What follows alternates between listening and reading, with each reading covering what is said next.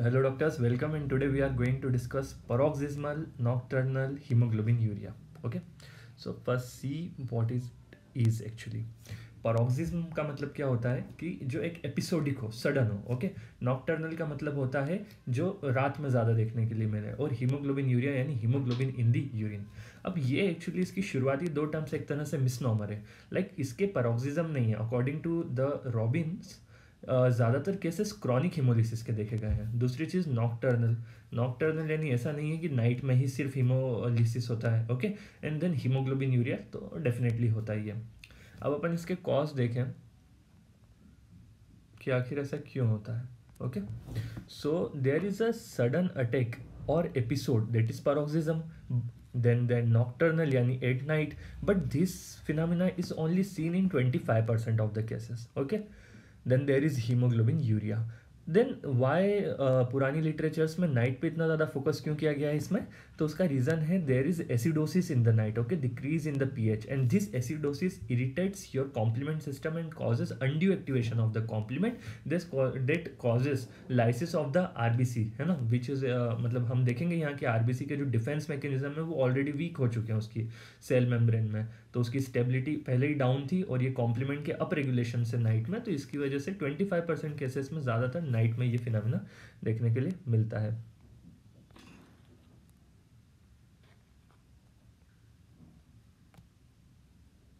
अब हम नज़र डालते हैं पैथोजेनेसिस पे. पैथोजेनेसिस समझने के लिए यहाँ पे देखिए, ये आपकी हिमेटोपोइटिक स्टेम सेल्स है. ओके, हिमेटोपोइटिक स्टेम सेल्स में there is acquired genetic defect. किस जीन में होता है, ये है हमारा पिग. ओके, तो जीन का नाम है पिग ए, आपको याद रखना है. और इस इनएक्टिवेटेड पिग यानी जब ये आपका पिग सो गया, ओके, इनएक्टिव हो गया, तो उसकी वजह से प्रॉब्लम क्रिएट होती है. प्रॉब्लम क्या है कि जब ये पिग ए एक्टिव होता है तो ये कुछ प्रोटीन्स के लिए कोड करता है जिन्हें जीपीआई एनकर्ड प्रोटीन कहा जाता है. Okay, the important 3 GPI anchored protein होते हैं, 1, 2 and 3. Okay, the first one is the decay accelerating factor. What is decay accelerating factor? जो कॉम्प्लीमेंट सिस्टम जो अनड्यूली एक्टिवेट हो जाते हैं उनके डीके को एक्सिलरेट करता है, इसे हम CD55 भी कहते हैं. दूसरा होता है membrane inhibitor of reactive lysis, यानी आरबीसी के लाइसिस को रोकने के लिए मेम्ब्रेन पे एक इनहिबिटर की तरह प्रेजेंट होता है, जिसे कहते हैं हम CD59. This CD59 is actually a potent inhibitor of the C3 convertase. तो अगर C3 कन्वर्टेज इनहिबिट हो जाएगा तो ऑब्वियसली C3 जो है वो एक्टिव फॉर्म में कन्वर्ट नहीं हो पाएगा. Okay, this is most important and most common okay protein to be affected in PNH.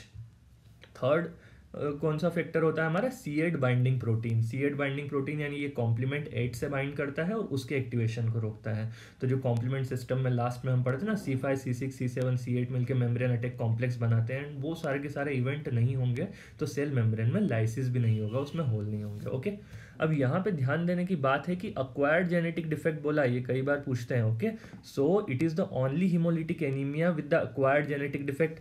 बाकी सब इनहेरिटेड होते हैं mostly haemolytic anaemia. Okay, acquired नहीं होता उसमें. और अगर हिमेटोपोइटिक स्टेम सेल में कोई म्यूटेशन हो रहा है तो obviously all the cell lines will सफ़र.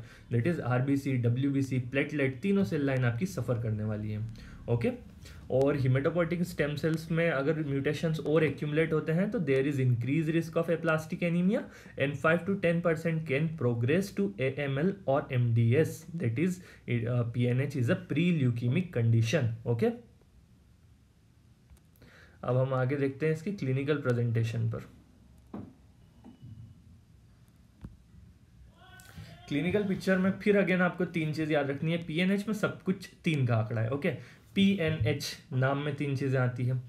उसके बाद अगेन दूसरी चीज़ क्या हो जाएगी, इसमें जो प्रोटीन इन्वॉल्व है, जो अभी हमने 3 पढ़े, GPI एनकर्ड प्रोटीन, ये भी 3 है, CD55, CD59 and C8 binding protein. Okay, then clinical picture जब हम देखेंगे उसमें भी हमें 3 चीज़ देखने के लिए मिलती है, pancytopenia, haemolysis and the thrombosis.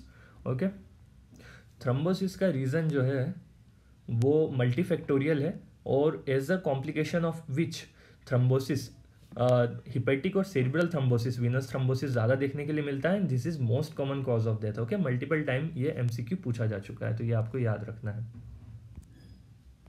अब हम आगे आते हैं. डायग्नोसिस अगेन हमारा 3 का आंकड़ा आ गया है ना. डायग्नोसिस के लिए अगेन 3 टेस्ट आपको याद रखने हैं. The first one is the Ham test. The second one is the sucrose lysis test and third one is the flow cytometry. इसमें सबसे ज़्यादा इंपॉर्टेंट है flow cytometry which is gold standard, और इस पर कई बार क्वेश्चन पूछे गए हैं। ओके, तो आइए देखते हैं फ्लो साइटोमेट्री क्या बोलता है। ये रॉबिन से ली गई इमेज है आपकी, इस इमेज को देखिए, ये एक ग्राफ है, फ्लो साइटोमेट्री करके एक ग्राफ बनाया गया है जिसमें CD59 और CD55 को चार्ट किया है। अब यहाँ देखिए मोस्ट ऑफ द आरबीसी, ये डॉट्स हैं, ये आरबीसी पॉपुलेशन को शो कर रहे हैं। तो most of the RBC are falling in a group where CD59 as well as CD55 both are present. Okay, where is यहाँ पे देखिए एक सेकंड जो ग्राफ ड्रॉ किया है उसमें एक पॉपुलेशन है जिसमें CD59 and CD55 both are present, but again there is a population in which there is CD59 and CD55 absent or very low. Okay, absent बोलेंगे इसे, इस क्वाड्रेंट में absent कहते हैं अपन। So this is a normal graph and this is a graph showing PNH, paroxysmal nocturnal hemoglobin urea। Okay, ठीक है, ये आपके रॉबिन से ही लिया गया है ये चार्ट भी।